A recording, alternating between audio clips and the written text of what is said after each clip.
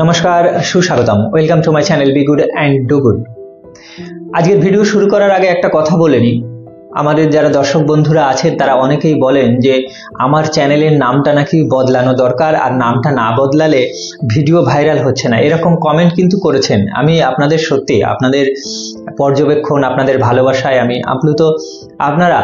আপনারাই ঠিক করে দিন।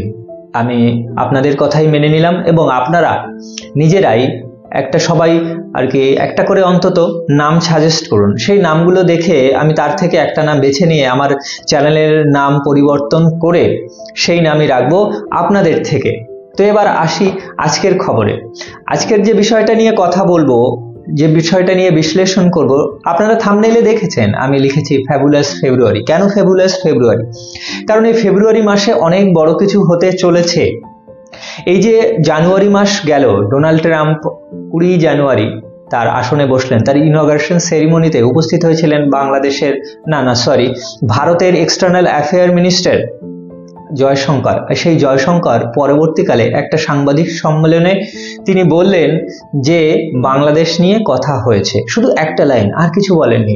আর সেই একটা লাইনের যে প্রভাব পড়লো, যে বাংলাদেশে যেসব ফিনান্সিয়াল এইড, যে আর্থিক সাহায্য আমেরিকা থেকে আসতো, সেই সাহায্যগুলো কিন্তু বন্ধ হয়ে গেছে।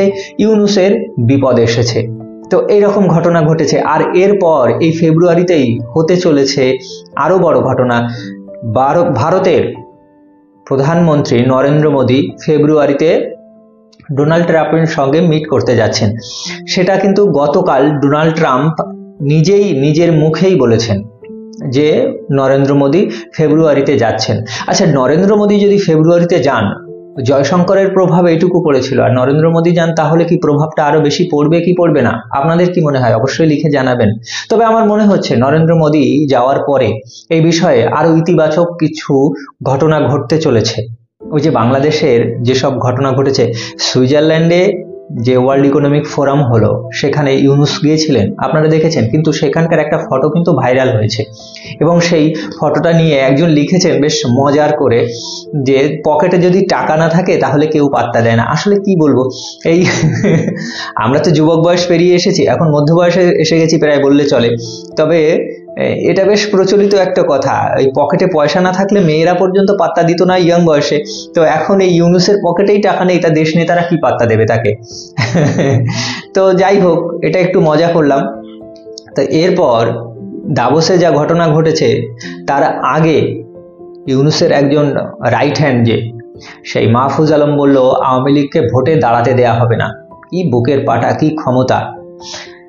আরে বাবা, ফ্যাবুলাস ফেব্রুয়ারি ইজ কামিং। ফেব্রুয়ারি আসছে।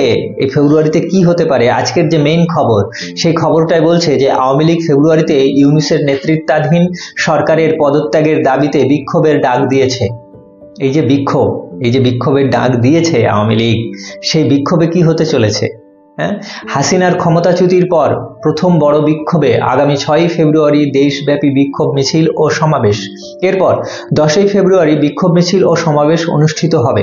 এই খবরটা যদি আরেকটু ডিটেলস আমি আসি, সেখানে এটা ভারতীয় একটি সংবাদ মাধ্যম দ্বারা প্রচারিত সংবাদ অনলাইনে, যে ক্ষমতাচ্যুত প্রাক্তন প্রধানমন্ত্রী শেখ হাসিনার আওয়ামী লীগ বাংলাদেশের সংখ্যালঘু হিন্দুদের উপর নিপীড়নের জন্য অধ্যাপক মুহাম্মদ ইউনুসের নেতৃত্বাধীন অন্তর্বর্তী সরকারের পদত্যাগের দাবিতে একাধিক বিক্ষোভের ঘোষণা দিয়েছে।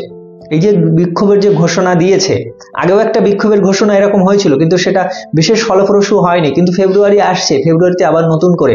আচ্ছা, কোথায় তারা ঘোষণা দিল, কিভাবে ঘোষণা দিল, সেটা এই যে খবরটা, সেখানে বলছে আওয়ামী লীগের ভেরিফাইড ফেসবুক পেজে পোস্ট করা এক বিবৃতিতে বলা হয়েছে, দলটি আগামী 1 ফেব্রুয়ারি থেকে রাজপথে নামবে অন্তর্বর্তী সরকারের পদত্যাগের দাবিতে এবং হরতাল ও অবরোধ কর্মসূচি বাস্তবায়নের জন্য।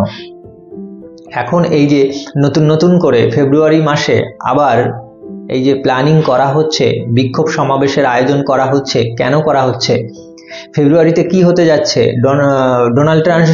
ডোনাল্ড ট্রাম্পের সঙ্গে নরেন্দ্র মোদীর তো মিটিং হবে। তারপরে কি হবে?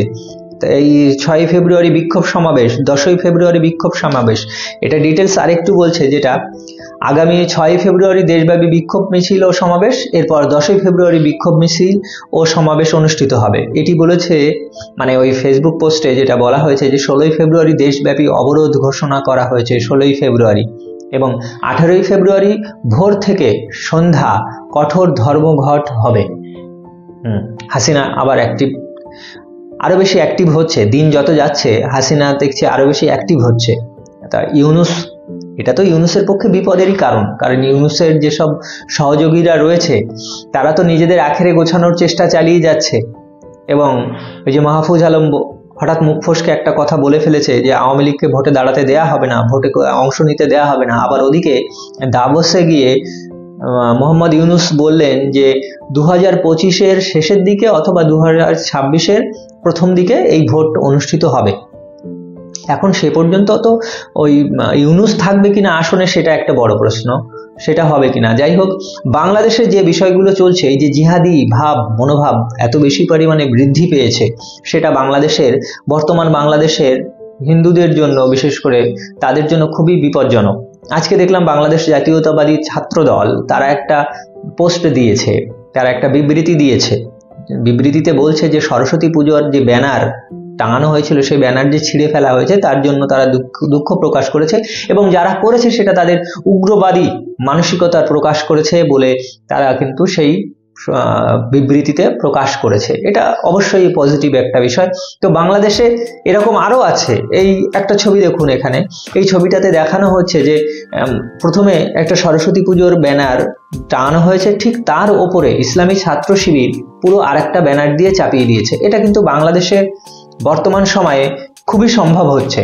এটা দেখার পরে এটা কখনোই বলা চলে না যে ওখানে সবার জন্য সমান অধিকার, ওখানে সনাতনীরা খুব ভালো অধিকার নিয়ে তারা জীবনযাপন করছে, এটা কোনো মতেই বলা চলে না।